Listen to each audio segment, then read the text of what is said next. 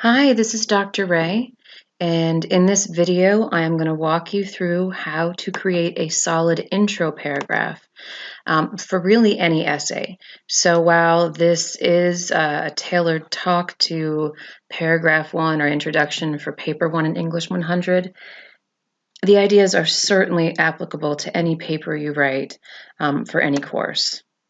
So why is an introduction so important? And if you look at this cartoon, you'll see the man with his How to Make a Good First Impression book upside down, which is clearly not impressing her.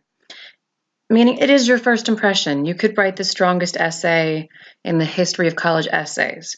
And if your introduction is a mess, the rest of your brilliance is really not going to undo that first impression. It introduces your topic. So if you've ever seen someone give a speech, if you've read a movie review, if you've read an article, the first paragraph should establish what's to come.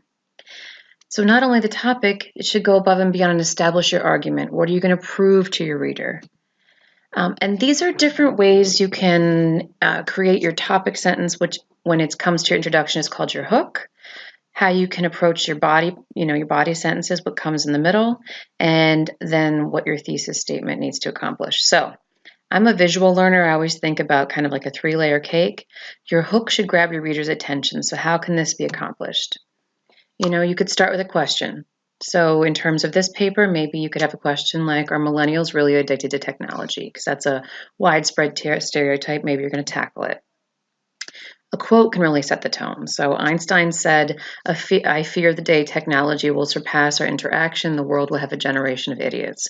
So if you're going to argue perhaps that technology is negatively impacting your learning and your socializing, that might be a great way to start and set the tone, meaning the emotion behind the piece. A definition. Usually this is more appropriate for kind of a research paper or a science-geared essay, but certainly if you're going to talk about addiction or something, there's always a way to make that approach work. A cliffhanger.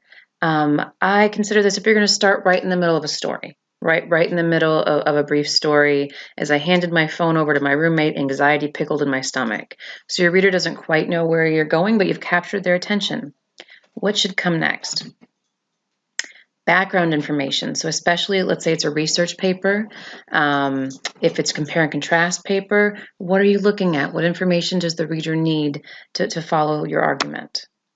A personal anecdote. An anecdote is a short story about yourself. So let's say for paper 4, you're writing a story about gender roles being unfairly applied to children. You could start with an anecdote where maybe as a young girl, all you wanted for Christmas was Legos, and you opened the presents under the tree, and there was a Barbie doll, and you didn't want it.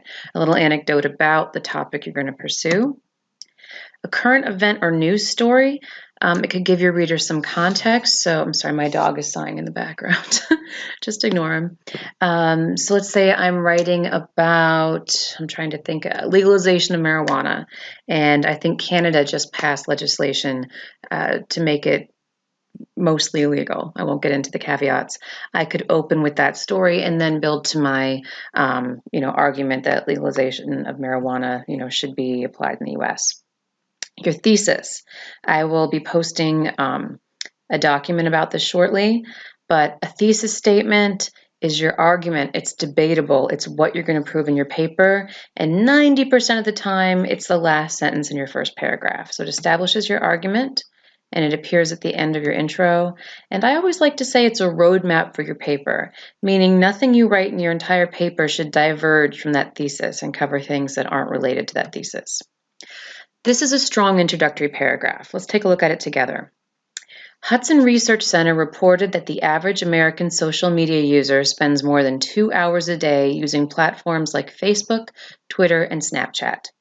At first, I doubted this claim, but when I combined the amount of time I spent binge watching television and swiping through social media posts, I realized I spent at least 5 hours every day plugged in, and some nights I do not even sleep that much.